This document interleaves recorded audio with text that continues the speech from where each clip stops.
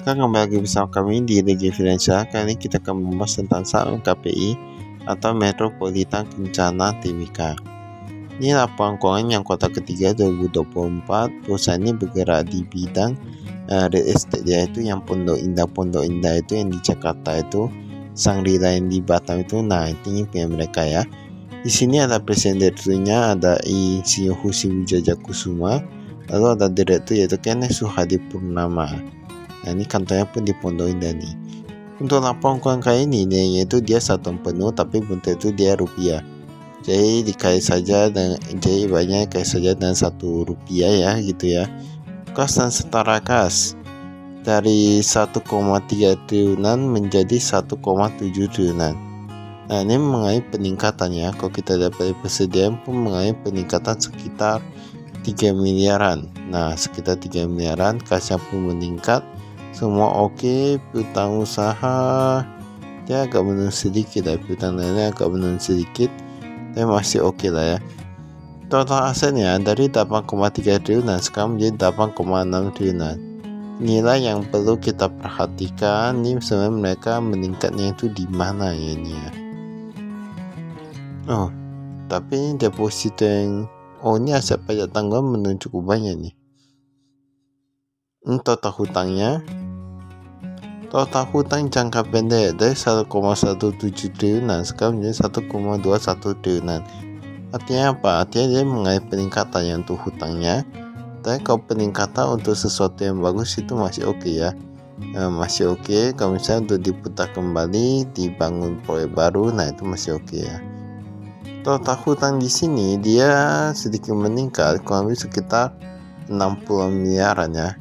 Sekitar 60 miliaran. Kita lihatnya ekuitasnya, ternyata ekuitasnya itu dia meningkat. Oh, ini lebih banyak, paling 80 miliaran. Berarti peningkatan ekuitas masih lebih banyak, masih oke ya.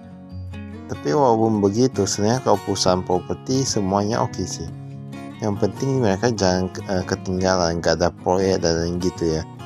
Pendapatan di sini dari 1,7 triliunan menjadi 1,8 triliunan, bahan pokok berkurang. Pendapatan lain dia meningkat dari 113 miliaran sekarang menjadi 147 miliaran. Untuk kosnya itu tentunya meningkat juga, sehingga labanya itu dari 638 miliaran sekarang menjadi 686 miliaran. Setidaknya mereka ada peningkatan sekitar 40 miliaran ya. Kalau kita lihat di sini masih ada peningkatan sekitar 40 miliaran, masih cukup oke daripada perusahaan properti yang mengalami kerugian ya, karena banyak juga yang mengalami kerugian. Di sini pembayaran kepada pemasok dan pihak ketiga dari 786 miliaran sekarang menjadi 800 miliaran. Artinya dia ada peningkatan sekitar 100-an, bukan 100-an sih kalau kita di sini, paling 40 miliaran ya, paling 40 miliaran. Semua kalau kita lihat masih tergolong oke ya.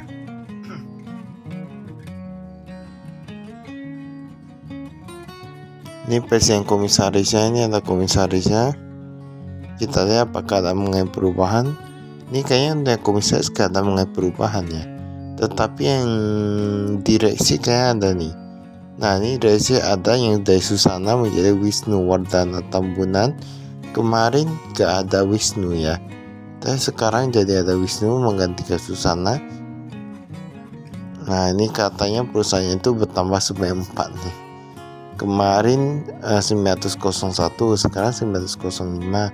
Berarti meningkat sekitar 4 orang ya. Ini bahkan tadi dikatakan kompensasi kepada top manajemennya kayak komisaris.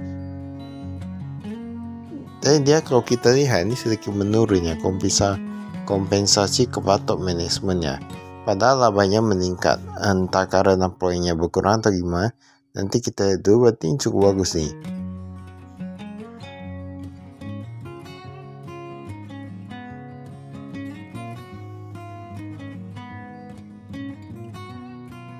Jadi bagi yang tahu kayak Pondok Indah 1 dan lain-lain, perumahan Pondok Indah, hotelnya, nah itu ini sahamnya di sini ini ya.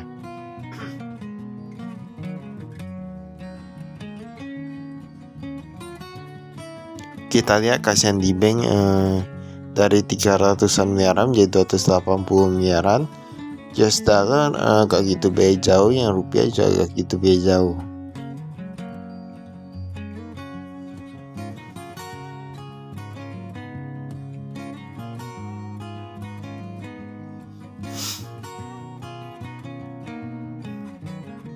Memang rata-rata kalau kita lihat di sini, perusahaan taruh di yang US dollar tabungan nggak sedikit ya. Rata-rata taruh rupiah lebih banyak, tapi tergantung juga perusahaannya. Apakah dia orientasi ekspor atau gimana? Utang usaha di sini kita lihat, ini ada sewa gak gitu beda jauh, semua gak gitu beda jauh sih. Dari 240 miliaran sekarang menjadi 226 miliaran. Dasarkan umur piutang usaha ini bahkan dia menurun ya.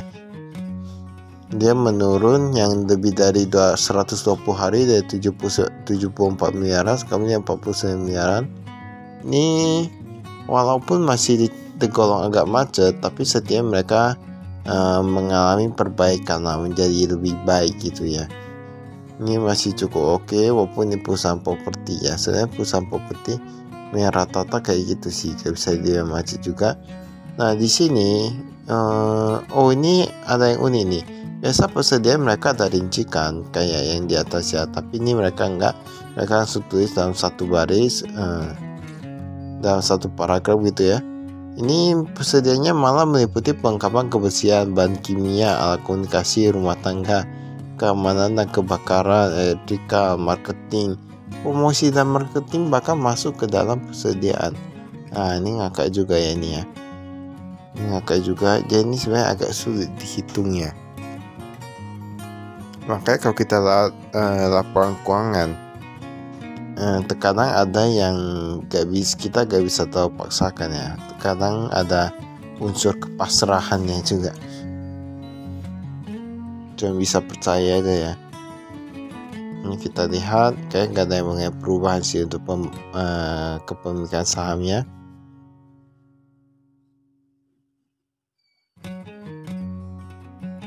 Nah mereka ada Pondok Indah Padang Golf, ada golf, ada hotel, ada perumahan dan gitu ya.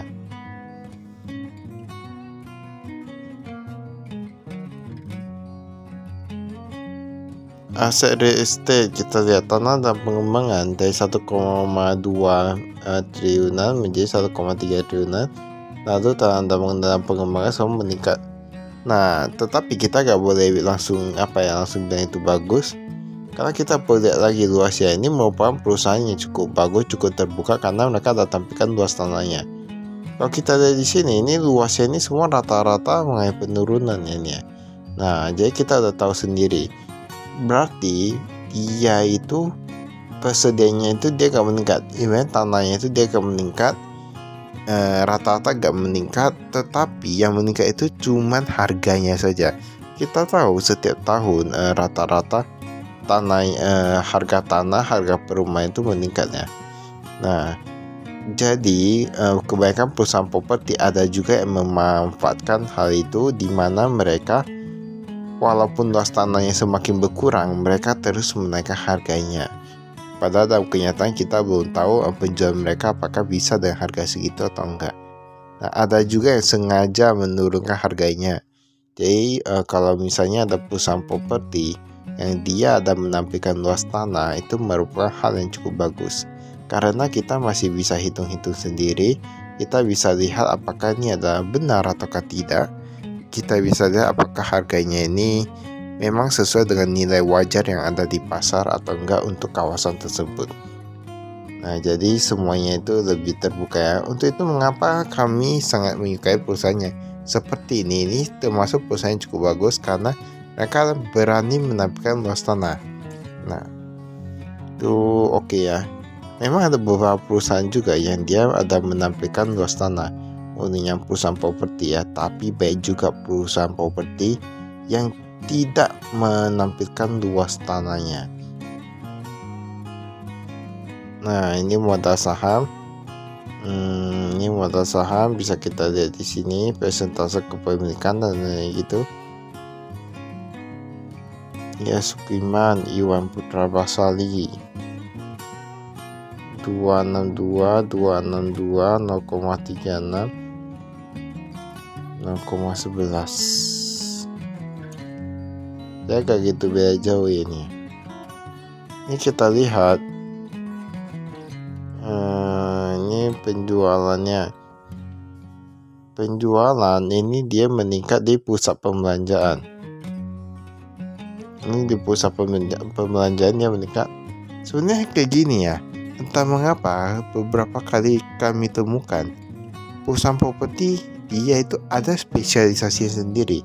Ada yang dia hotelnya itu dia paling banyak, ada yang lebih banyak dapat dari parkir, ada yang lebih banyak dapat dari pusat pembelanjaan, ada yang lebih dapat dari penjualan real estate. Ini semua beda-beda. Ini perlu kita telusuri semuanya. Pemeliharaan dan perbaikan 153 miliar menjadi 150 miliaran. Keamanan pun meningkat, oke, cukup bagus. Gaji meningkat, oke, cukup bagus. Di sini ada pendapatan lainnya. Kita lihat mengapa pendapatan lainnya itu dia meningkat. Nah, ternyata karena pendapatan bunga di mana dari 34 miliaran sekarang menjadi 59 miliaran. Itulah hal yang menjadi breakingnya itu ya. Ini cukup bagus. Ini beban usaha, gaji dan tunjangan 83 miliaran menjadi 86 miliaran. Pemasaran dan promosi. Jadi kalau kita lihat di sini, ini semua rata-rata meningkat, tapi kayak gitu beda jauh sih. Kayak gitu beda jauh, ada yang menurun juga. Tapi selama mereka mencatatkan laba dan selama gak ada masalah, masih oke-oke aja ya.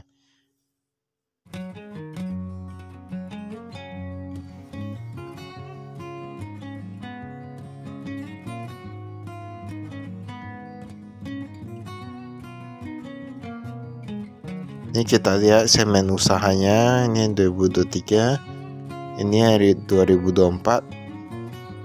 Nah, pusat pembelanjaan di sini kayak paling menguntungkan ya. Kayak kita lihat, kayak paling menguntungkan. Dimana dia kau penjualan 1 triliunan, 1 miliar, mereka udah dapat cukup banyak.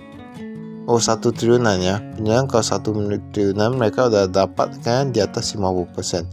Bahkan tidak saja yang 2023 900-an miliar udah dapat 500-an gitu ya. Ini 1 triliunan dapat 600-an.